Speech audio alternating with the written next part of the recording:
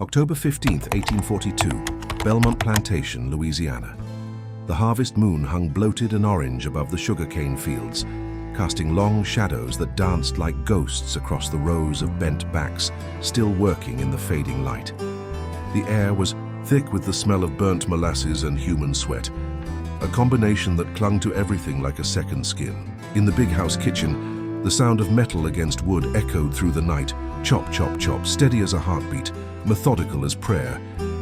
Miriam, that was the name of the cook who stood at the massive oak table, her dark hands moving.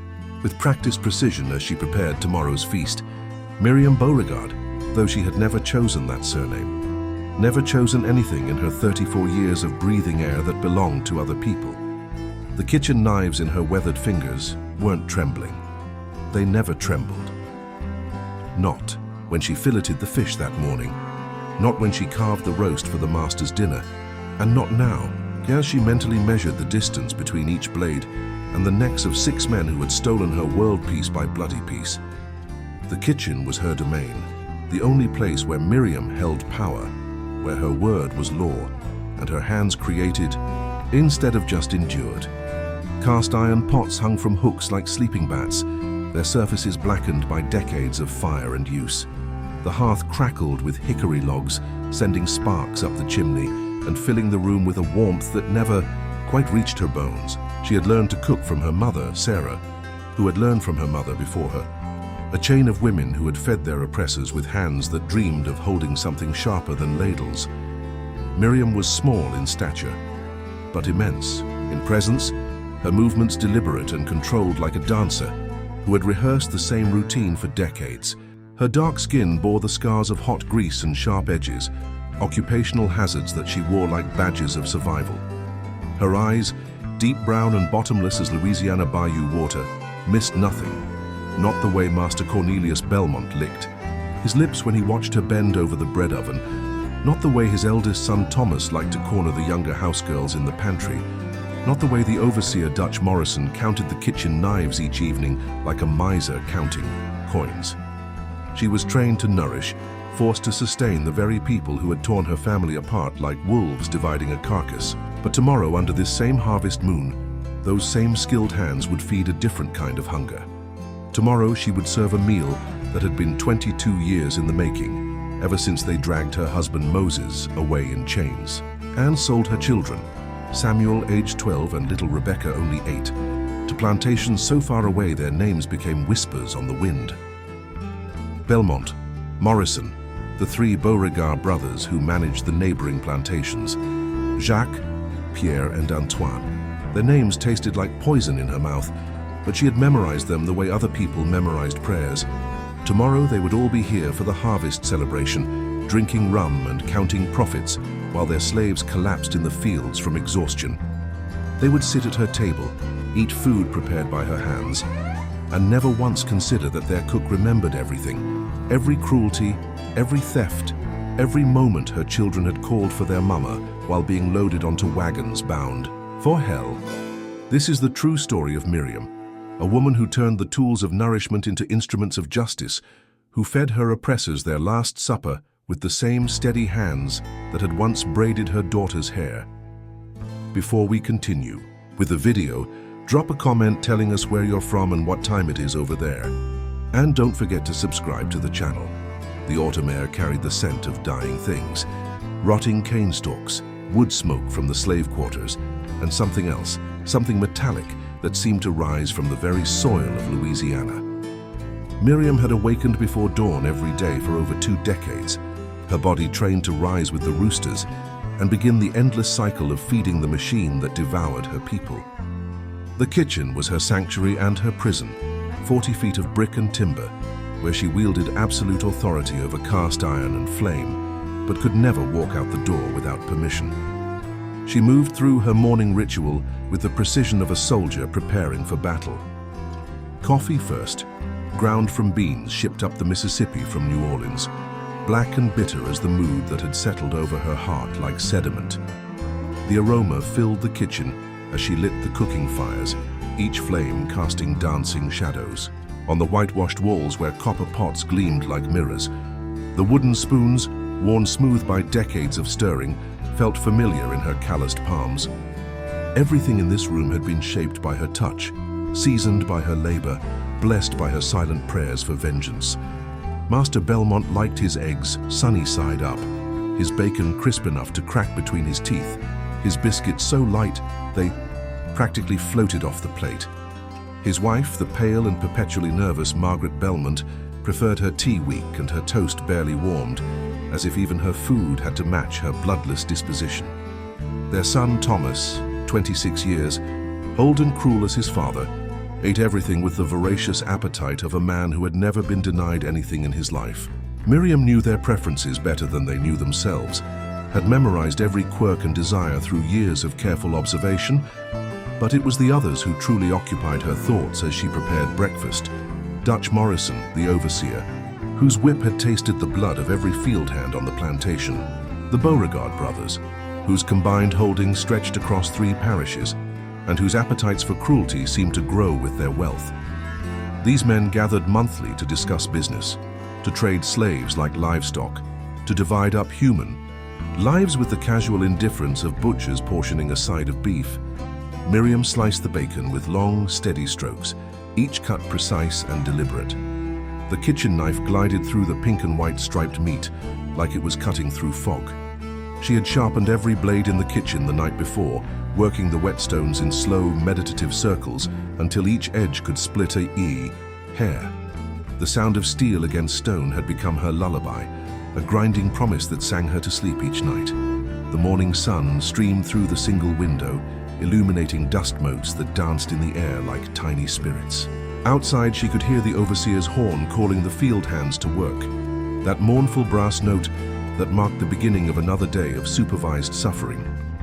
The sound always reminded her of Moses, who used to hum spirituals while he worked, his deep voice carrying hope across the cotton rows like seeds on the wind. They had taken him on a Tuesday morning in August, 22 years ago, when the summer heat made the air shimmer like water, and cicadas screamed their frustration at the sun. Samuel and Rebecca. Their names lived in her chest like trapped birds, fluttering against her ribs whenever she allowed herself to remember. Samuel, who had inherited his father's gift for music and could make a harmonica sing songs that brought tears to grown men's eyes. Rebecca, sweet Rebecca, who followed Miriam around the kitchen like a shadow, always asking to help, always wanting to learn. She would be 30 now, if she was still breathing, old enough to have children of her own, children who would never know their grandmother's face or the sound of their grandfather's voice calling them home for supper. The kitchen door swung open and Thomas Belmont stumbled in, his clothes wrinkled from a night of drinking and gambling with the other young planters' sons. His blonde hair was disheveled, his blue eyes bloodshot and cruel. He moved with the loose-limbed arrogance of a man who had never faced consequences for his actions, never been told no by anyone who mattered. "Morning, Miriam," he slurred, reaching for a strip of bacon before it was even properly cooked. "Smells good in here. Smells like, what's that word? Submission." He laughed at his own joke, a sound like breaking glass. Miriam didn't look up from the stove. "Breakfast be ready soon, Master Thomas. Your papa waiting in the dining room." "My papa can wait. I want to talk to you about something." Thomas moved closer, his presence filling the kitchen with the sour smell of whiskey and sweat. "Word is you've been asking questions about your children. That true?" The bacon grease popped and hissed in the pan, tiny explosions of heat that matched the fire building in Miriam's chest. "Don't know what you mean, Master Thomas. Don't lie to me, girl. Dutch heard you talking to that new field hand asking if he'd seen a man named Samuel or a woman named Rebecca. You know what happens to slaves who get ideas about finding their families?" Miriam's hand tightened on the handle of the cast-iron skillet, the weight of it familiar and comforting. One swing would crush his skull like an eggshell, would spill his brains across the kitchen floor like scrambled eggs. But not yet. Not until tomorrow night, when all 6 of them would be here together, when she could serve justice in proper portions.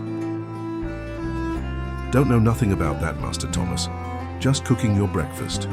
He studied her for a long moment, his cruel eyes searching her face for signs of defiance. Finding none, he shrugged and grabbed another piece of bacon. "Good, because If I hear any more talk about you looking for people who ain't coming back, you'll be joining them, understand? Yes, Master Thomas.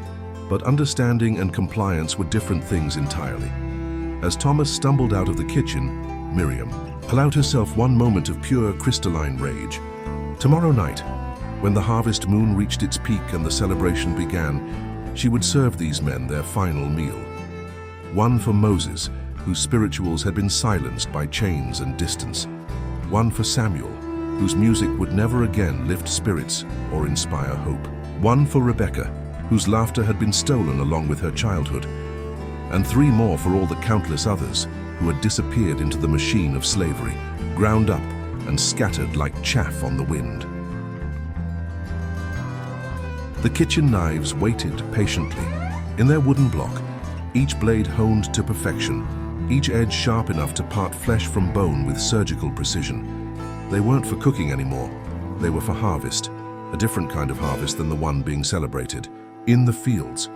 This harvest would be measured not in bushels of cane or bales of cotton, but in the settling of accounts that had been accumulating interest for over 2 decades. She returned to her work, hands steady as stone, heart beating with the rhythm of approaching justice. The breakfast needed to be perfect today because it would be practice for tomorrow's feast, the last supper she would ever serve to the men who had devoured her world. The past lived in Miriam's bones like winter cold, settling deeper with each passing year until it became part of her very structure. She could trace the geography of her sorrow across the scars on her hands, each mark a memory that refused to fade.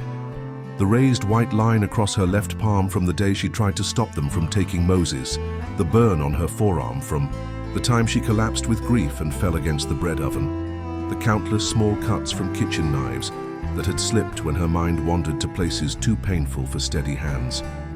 Moses had been sold to settle a gambling debt. Amasti. Belmont had lost big at the poker table to a plantation owner from Mississippi, and when he couldn't pay in cash, he had paid in human currency. Moses, the strongest man on the plantation, the one whose back had never bent under the lash, whose spirit had never broken, despite 20 years of bondage. They had valued him at $800, the same amount Belmont had lost on a pair of kings that weren't good enough to beat 3 aces. He'll be treated well, Belmont had lied, counting out the bills with hands that shook from whiskey and guilt. Good field hand like that, they'll want to keep him healthy. But Miriam knew the truth. She had seen the man who came to collect Moses, Calvin Thornton, whose reputation for cruelty stretched from Louisiana to Alabama like a shadow cast by the devil himself. Thornton's plantation was a place where slaves went to die, worked until their bodies gave out and then replaced like broken tools. Moses would last maybe 3 years in those fields, if he was lucky. If he was unlucky, he would last longer, suffering through season after season until his body finally surrendered to the inevitable. The children had been sold separately, a calculated cruelty designed to maximize both profit and despair. Samuel went to a sugar plantation in Texas, his musical hands destined for cane cutting and his voice silenced by exhaustion. Rebecca, sweet Rebecca, had been purchased by a cotton planter in Georgia, her small fingers deemed perfect for picking bowls without damaging the fiber. 8 years old and already condemned to a life of bent backs and bleeding hands, Miriam had tried to buy them back. For months after they were taken, she had saved every penny she could find, every coin dropped by careless white folks, every bit of currency earned by selling vegetables from her small garden plot. She had accumulated $17.37, a fortune by slave standards, nothing at all by the standards of men who traded in human flesh. Master Belmont had laughed when she presented her savings, had actually laughed until tears ran down his cheeks. $17. Girl, your boy alone is worth more than 50 times that. Your little girl, being young and trainable, probably worth 40. You'd need to save for 3 lifetimes to buy back just one of them.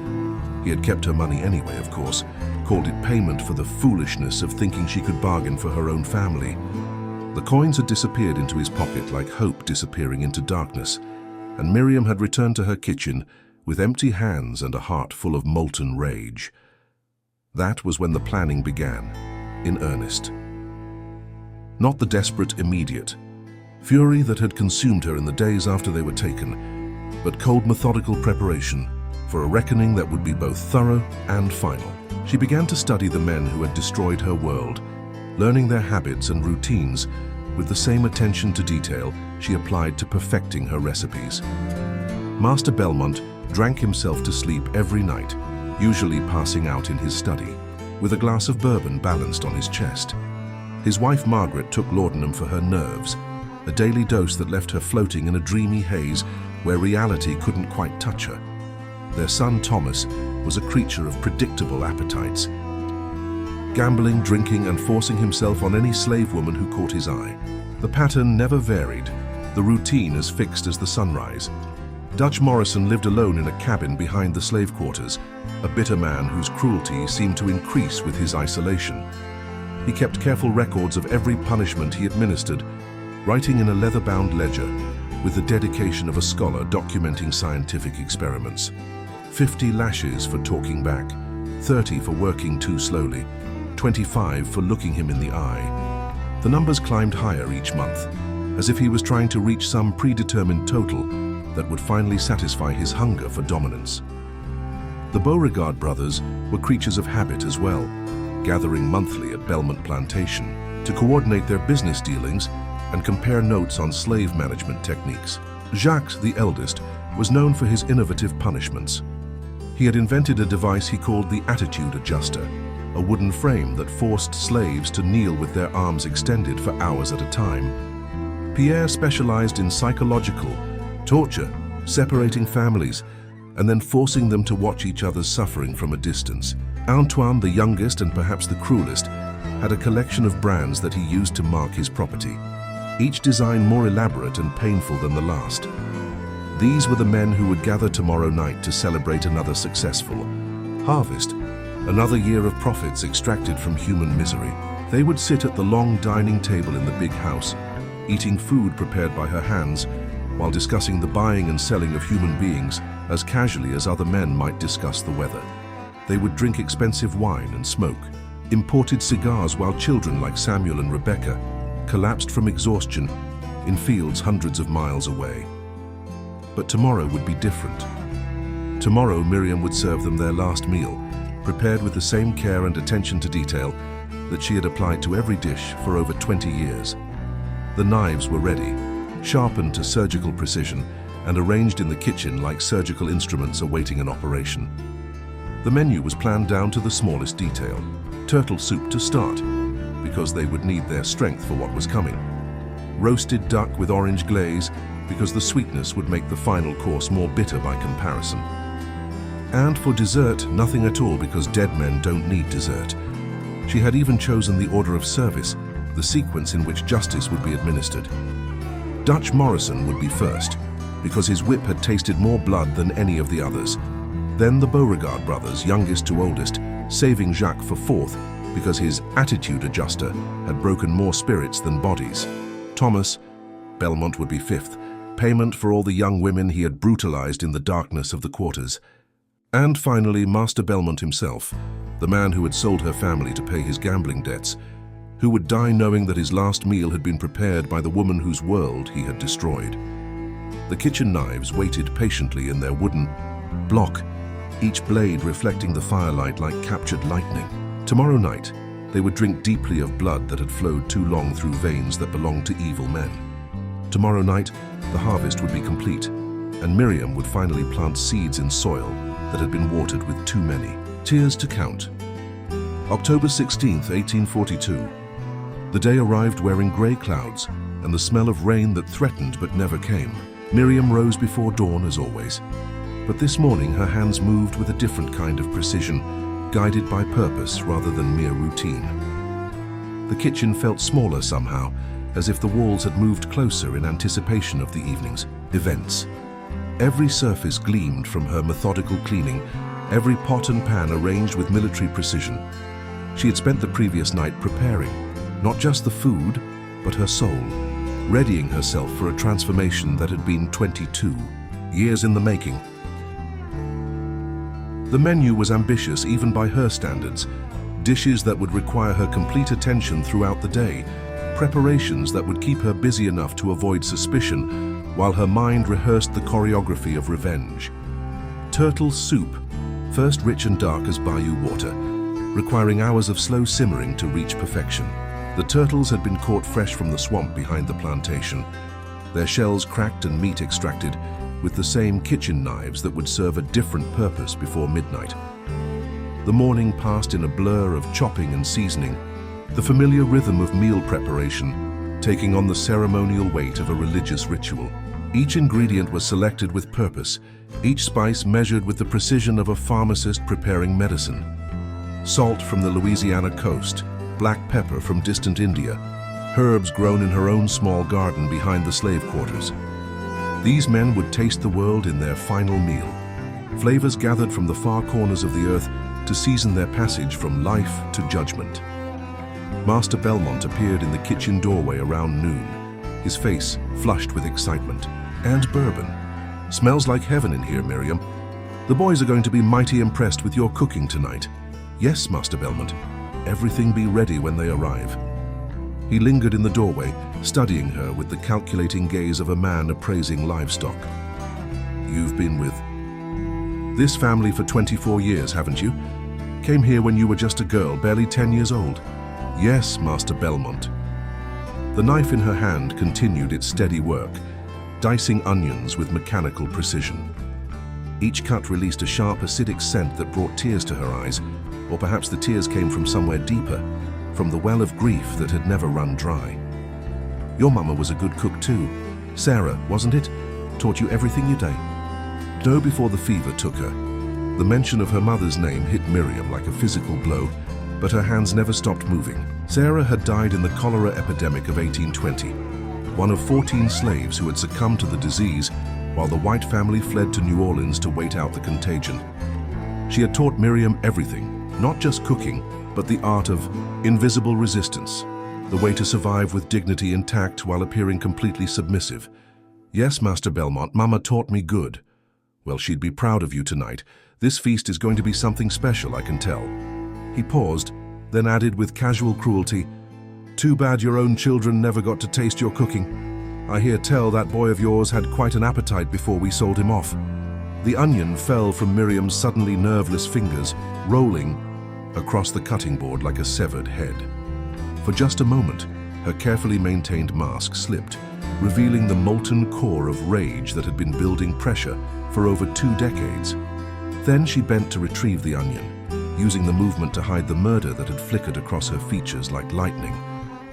Yes, Master Belmont, Samuel always did love his food, and little Rebecca too, sweet as pie that one was, probably, making some other family real happy down in Georgia. He chuckled at his own words, oblivious to the way Miriam's grip tightened on the knife handle. Well, I'll leave you to your work. Don't want to interfere with an artist at her craft. He wandered away, whistling tunelessly, leaving Miriam alone with her preparations and her fury. The onion resumed its journey toward the soup pot, each piece perfectly uniform, each cut controlled despite the trembling that had started deep in her chest. Rebecca would be 30 now, if disease or overwork hadn't claimed her. 30 years, old and possibly a mother herself, raising children in bondage who would never know freedom, never know their grandmother's name. The afternoons stretched like taffy, each hour slower than the last, as Miriam moved through her final preparations. The turtle soup simmered on the back burner, its surface occasionally disturbed by bubbles that rose and burst, like small explosions. The duck roasted in the brick oven, its skin crackling and rendering fat that dripped into the pan below with a sound like distant applause. Bread dough rose on the windowsill, doubling in size as if feeding on the anticipation that filled the kitchen like humidity. As the sun began its descent toward the horizon, Miriam allowed herself a moment to study her reflection in the polished surface of a copper pot. The woman who looked back at her was almost a stranger, hair gone completely gray, face lined with decades of controlled expressions, eyes that held depths no white person had ever bothered to explore. She looked like what she was, a woman who had spent her entire adult life preparing for this single evening, tempering herself like steel in the forge of injustice until she was hard enough to do what needed doing. The kitchen knives called to. her from their wooden block. 6 blades that caught the firelight and threw it back in sharp, bright fragments. She had named them in her mind over the years, given each one a purpose that went beyond mere food preparation. The boning knife, thin and flexible, perfect for sliding between ribs. The cleaver, heavy and brutal, designed for separating joints. The carving knife, long and sharp, ideal for precision work. The paring knife, small and maneuverable, perfect for delicate operations. The chef's knife, versatile and reliable, capable of handling any task. And finally her favorite, the filleting knife, narrow and wickedly sharp, the blade she had used to clean thousands of fish over the years, teaching her exactly how much pressure was needed to part flesh from bone. 6 knives for 6 men. 6 debts to be paid in full. 6 lives to be harvested under the bloated orange eye of the harvest moon. The guests began arriving as the last light faded from the sky, their voices carrying across the plantation grounds like the cries of carrion. Birds gathering for a feast. Dutch Morrison came first, as always, his boots loud on the wooden floors as he stamped through the big house like he owned it. The Beauregard brothers arrived together in a single carriage, their laughter harsh and grating as they shared some joke about the day's profits. Finally, Thomas Belmont emerged from wherever he had been drinking, his face flushed and his movements unsteady, but his appetite clearly intact.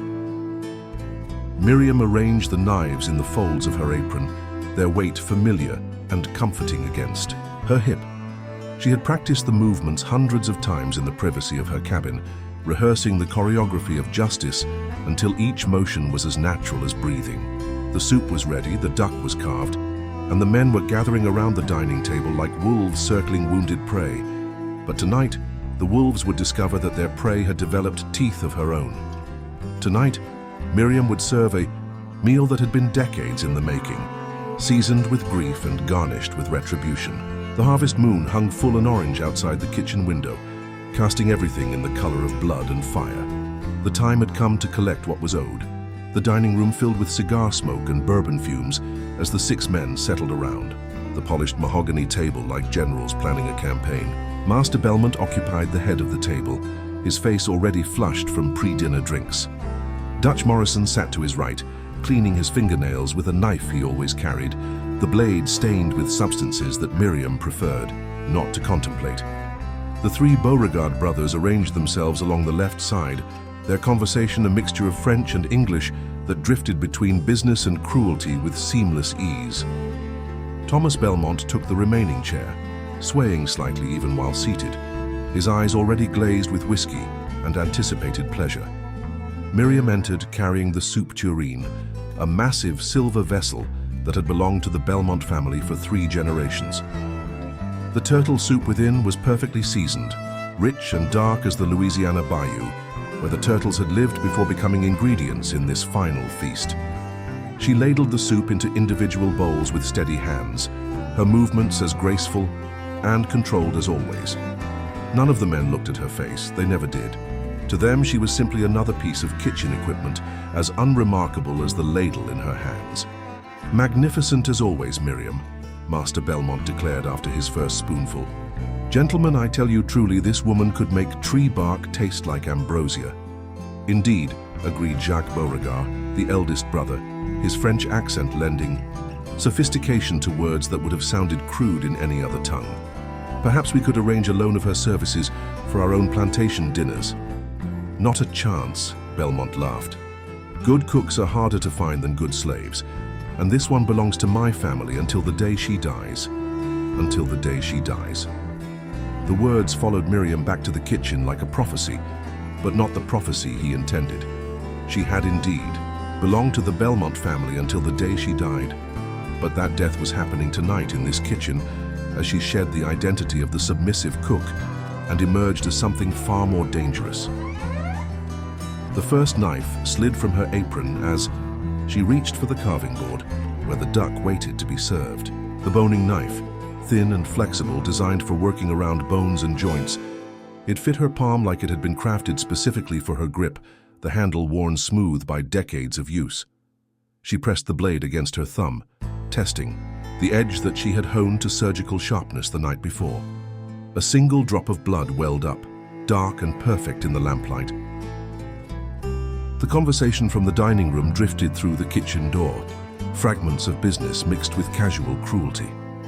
They were discussing the slave auction scheduled for next month, debating the relative merits of field hands versus house servants, calculating profit margins with the cold precision of men who had long since ceased to think of their property as human beings. "That young buck we bought from Henderson is showing promise," Dutch Morrison was saying. "Took 40 lashes yesterday without making a sound. Good breeding stock, that one."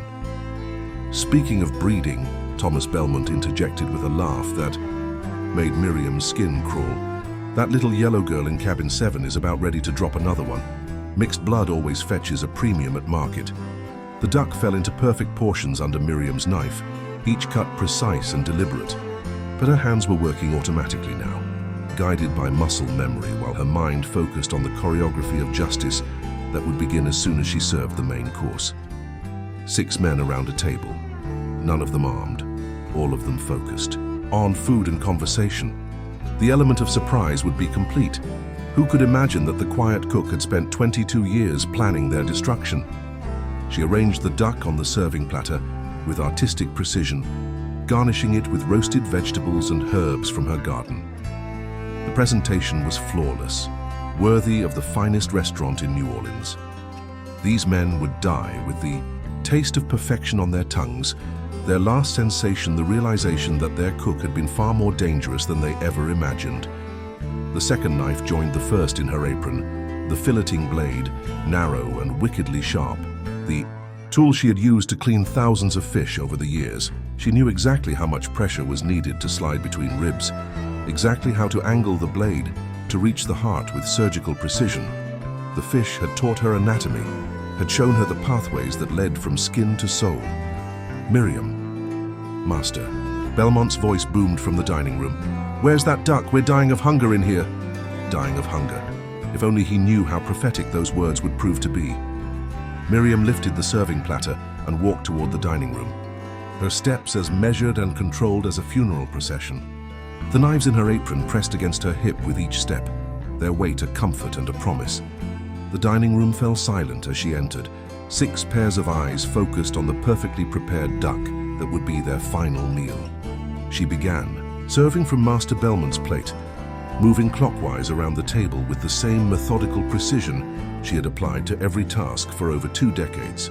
Duck breast sliced thin, vegetables arranged just so, gravy ladled with an artist's eye for proportion. Dutch Morrison was directly to her right as she served Master Belmont, close enough that she could smell the whiskey on his breath and see the calluses on his hands from years of wielding the whip. The man who had administered more punishment than any other overseer in 3 parishes, who kept careful records of every lash and every scream, like a scholar documenting scientific experiments. The boning knife moved faster than thought, sliding from her apron to his throat in one fluid motion. The blade parted flesh like water, opened his neck from ear to ear with the precision of a master butcher. Blood fountained across the white tablecloth as Dutch Morrison's eyes went wide with surprise and terror, his hands flying to his throat in a futile attempt to hold his life inside his body. "One for Moses," Miriam whispered, her voice barely audible above the sound of blood hitting crystal and china. The other men reacted with the sluggish confusion of men who had drunk too much wine and eaten too much food. Thomas Belmont half rose from his chair, his mouth opening to voice some protest or cry for help. The filleting knife found his chest before he could make a sound, sliding between his ribs with the same practiced motion Miriam had used on countless fish. She knew exactly where his heart was, exactly how to reach it with minimum effort and maximum efficiency. "One for Rebecca," she breathed, twisting the blade to ensure the wound was fatal. Jacques Beauregard, the inventor of the attitude adjuster, finally understood what was happening and lunged across the table toward her. The cleaver met him halfway, its heavy blade crushing his skull like an overripe melon. Brain matter splattered across the soup bowls as he collapsed face first into his dinner, his body convulsing once before going still. "One for Samuel," Miriam said, her voice growing stronger with each death. Pierre Beauregard had managed to stand and was backing toward the door, his face pale with shock and terror. The carving knife flew from her hand with deadly accuracy, burying itself in his chest up to the handle.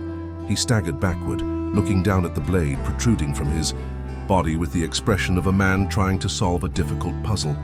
"One for Sarah," Miriam announced, naming her mother who had died while the White family fled to safety.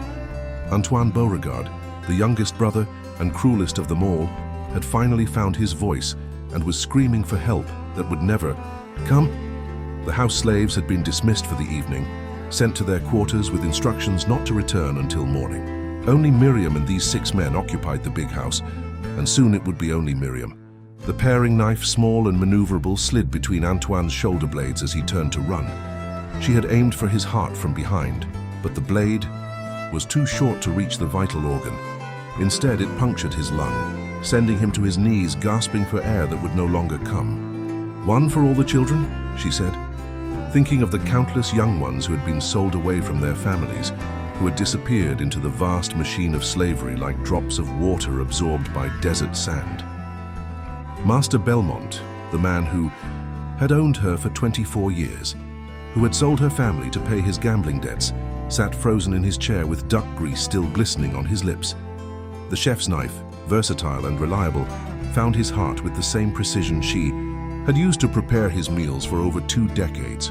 His eyes met hers as the blade went home, and for the first time in her life she saw something like recognition there. The understanding that he had never really known the woman who had fed him every day for nearly a quarter century. And one, "For me," Miriam said, her voice now strong and clear as church bells, "for the woman who died the day you stole my family." The dining room fell silent, except for the sound of blood dripping onto the hardwood floor and the crackling of the fire. In the hearth, 6 men lay dead around the table, their bodies arranged like offerings to some ancient god of justice. The harvest moon shone through the tall windows, casting everything in shades of orange and red, making the blood look black as bayou water. Miriam stood in the center of the carnage, her dress splattered with the evidence of her work, her hands still steady as stone. The knives lay scattered around the room like fallen leaves, each one having served its purpose with deadly efficiency. She felt empty and full at the same time, hollowed out by the release of pressure that had been building for 22 years, yet filled with a satisfaction so complete, it was almost spiritual. She walked to the sideboard and poured herself a glass of Master Belmont's finest bourbon, the expensive whiskey he saved for special occasions. The liquid burned her throat like liquid fire, but she welcomed the pain. It was clean pain, honest pain, nothing like the ache that had lived in her chest for over 2 decades. Outside, she could hear voices calling, field hands wondering about the screaming house slaves brave enough to venture from their quarters despite orders to stay away. Soon they would come to investigate, would find the scene she had created in this room. Some would be horrified, others would understand. But all would know that the quiet cook named Miriam had finally collected a debt that had been growing interest for 22 years. She set down the empty glass and walked to the kitchen, her movements still controlled and purposeful. There was work to be done, preparations to be made for what would come next. The authorities would arrive by morning, would find her waiting in her cabin with blood under her fingernails and justice in her heart. They would drag her to trial, convict her of murder, and sentence her to hang. But that was tomorrow's concern. Tonight, under the harvest moon, Miriam had fed 6 men their last supper and harvested a crop that had been growing in Louisiana soil for over 2 centuries. Tonight, she had proven that even the quietest cook could serve a dish that no one would ever forget. The dawn came slowly to Belmont Plantation, creeping across the sugarcane fields like a guilty secret trying to hide itself in the morning mist. The discovery of the bodies sent shockwaves through the white community that rippled outward from Louisiana to Georgia, from Texas to Alabama. 6 prominent planters, dead around a dinner table, killed by a slave woman who had served them faithfully for over 2 decades. The newspapers called it the Harvest Moon Massacre, and Miriam's name became a whisper that traveled through slave quarters like wildfire, carrying hope and terror in equal measure. She didn't run. When the authorities arrived at first light, they found her sitting calmly on the front porch of her cabin, her hands folded in her lap, her expression peaceful as a woman who had finally set down a burden too heavy to carry any longer. The blood had been washed from her dress, the knives cleaned and returned to their proper places in the kitchen, She had spent her final hours of freedom doing what she had always done, cleaning up after herself, leaving everything in perfect order. Sheriff Thomas Caldwell, a man who had known Miriam by sight for years but had never really seen her, approached with his hand on his pistol and disbelief written across his weathered features. "Miriam, you're under arrest for the murder of Cornelius Belmont and 5 others. Do you understand what that means?" "Yes, Sheriff Caldwell, I understand perfectly." Her voice was calm, steady, devoid of the fear or remorse he had expected to find. She looked like a woman who had completed a difficult but necessary task, like someone who had finally found peace after years of restless searching. The contrast between her demeanor and the carnage she had created in the big house was so stark that it left the sheriff momentarily speechless. The trial lasted 3 days, a formality that everyone understood would end with only one possible verdict. The courthouse in Baton Rouge overflowed with spectators, white planters who had come to see justice served, slaves who had somehow found ways to attend despite the risks, journalists from as far away as New York who had traveled south to document the story of the cook who had turned her kitchen knives into instruments of revolution. Miriam sat through the proceedings with the same calm dignity she had shown on the morning of her arrest, her hands folded in her lap, her eyes focused on something beyond the courtroom walls. When asked to enter a plea, she spoke clearly and without hesitation. "Guilty, Your Honor. I killed them all, and I'd do it again if I had the chance." The prosecutor painted her as a monster, a savage who had repaid kindness with unspeakable violence. The defense attorney, appointed by the court and clearly uncomfortable with his assignment, made half-hearted arguments about temporary insanity and the effects of prolonged servitude on the human mind. Neither man understood that they were dealing with something far more dangerous than madness. They were confronting the accumulated weight of injustice, the inevitable result of a system that had pushed human endurance beyond its breaking point. When, given the opportunity to make a final statement before sentencing, Miriam rose from her chair and spoke in a voice that carried to every corner of the crowded courtroom. "Your Honor, I stand before you as a woman who has lost everything that made life worth living. My husband, sold to pay a gambling debt. My children, torn from my arms and scattered to plantations so distant I will never see them again. For 22 years, I served the men who destroyed my world, fed them with my own hands while they counted their profits in human misery. You call what I did murder, but I call it harvest, the reaping of seeds that were planted the day they decided my family was worth less than a poker hand." The judge, a man who had presided over countless cases involving slave crimes, had never heard anything like this confession. Most slaves brought before his court begged for mercy, pleaded temporary madness, claimed to have acted in moments of uncontrollable passion. Miriam spoke like a woman who had planned every moment, who had weighed the consequences and found them acceptable. "The court sentences you to death by hanging," Judge Morrison declared, his voice lacking its usual authority. "May God have mercy on your soul." "God knows I did what needed doing," Miriam replied, her voice carrying across the silent courtroom like a prayer. "And when I see my Moses and my Samuel and my Rebecca again, I'll have something to tell them about justice." She was held in the parish jail for 2 weeks while the gallows were constructed in the courthouse square, a wooden platform that rose from the earth like a grotesque flower blooming in soil watered with blood and tears.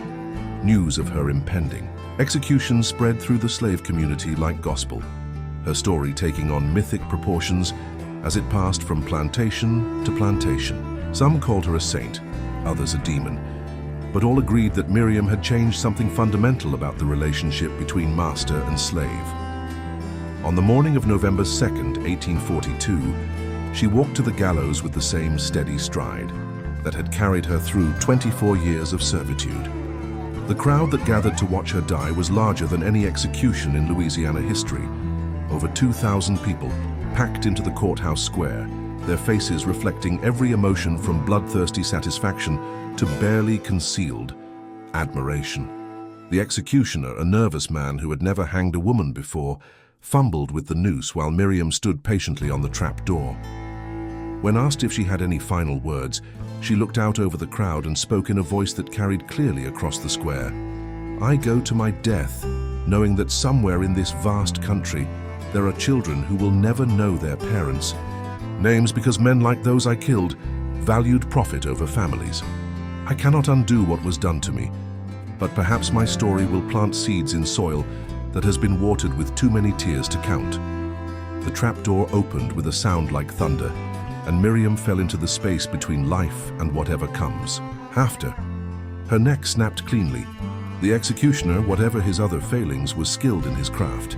She died quickly, without the prolonged strangulation that sometimes characterized hangings, her body swaying gently in the November breeze, like a leaf that had finally fallen from its tree. But death was not the end of Miriam's story. Her legend spread through slave communities across the South, growing and changing with each telling until she became something larger than the quiet cook who had served justice with her own hands. In some versions, she had supernatural powers, could see into men's souls and judge them accordingly. In others, she had escaped the hangman's noose and disappeared into the bayous, where she continued her work of harvesting those who had planted cruelty in human soil. The truth was both simpler and more complex than the legends. Miriam had been an ordinary woman pushed beyond the boundaries of human endurance, who had discovered that even the quietest person could make noise loud enough to echo through history. Her 6 knives had opened 6 throats, but more importantly, they had opened a conversation about the price of oppression, the cost of treating human beings as property to be bought and sold at will. The plantation system continued, of course. Slavery persisted for another 23 years after Miriam's death, grinding up millions more lives in its inexorable machinery. But something had changed on that October night in 1842, when a cook had served her final meal and harvested a crop that had been growing in southern soil since the first slave ship arrived in Virginia. The idea that resistance was possible, that even the most powerless person could strike back against impossible odds, had taken root in hearts that had almost forgotten how to hope. Today, more than a century and a half later, historians still debate the legacy of Miriam's actions. Some see her as a cold-blooded killer who murdered 6 men in their own dining room. Others view her as a freedom fighter who struck a blow against a system of oppression so monstrous that violent resistance became not just justified, but inevitable. The truth, as is often the case with such complex moral questions, lies somewhere in the shadowy space between those extremes. What cannot be debated is the impact of her story on those who heard it in the decades that followed. Former slaves interviewed after the Civil War spoke of Miriam with a mixture of awe and gratitude, crediting her example with helping them survive the darkest moments of their own bondage. Frederick Douglass himself mentioned her in his writings, calling her a woman who chose to die on her feet rather than live on her knees. Harriet Tubman carried Miriam's story with her along the Underground Railroad, using it to inspire frightened fugitives to take the final steps toward freedom. The kitchen where Miriam prepared her final meal was torn down within a month of her execution, as if the building itself had been infected by her act of rebellion. The Belmont plantation was sold to pay the debts left by its deceased owner. The land eventually divided among smaller farmers who found the soil strangely fertile, as if it had been enriched by blood spilled in the cause of justice. Local slaves whispered that Miriam's spirit lingered in the ruins of the kitchen, that sometimes on harvest moon nights you could smell turtle soup cooking and hear the sound of knives being sharpened for work that was never quite finished. The story of Miriam, of Louisiana, lived on in songs and stories, in whispered conversations in slave quarters from Virginia to Texas. It became part of the oral tradition that sustained enslaved communities through the darkest chapters of American history, proof that even in the most hopeless circumstances, resistance remained possible. Her name became synonymous with the idea that there were some injustices too great to be borne in silence, some wounds too deep to heal without first drawing blood from those who had inflicted them. If this story moves you to tears or fills you with rage, it's because Miriam's harvest is not yet complete. The seeds she planted with her 6 knives continue to grow in the hearts of anyone who has ever felt powerless, who has ever been told that their pain doesn't matter, that their family is worth less than someone else's profit. Her legacy lives on in every act of resistance, every refusal to accept injustice as inevitable, every moment when the oppressed remember that they too have hands capable of holding something sharper than serving spoons. Subscribe and share with those who understand that sometimes the most important meals are the ones that are never finished, the stories that continue to nourish long after the last bite has been swallowed.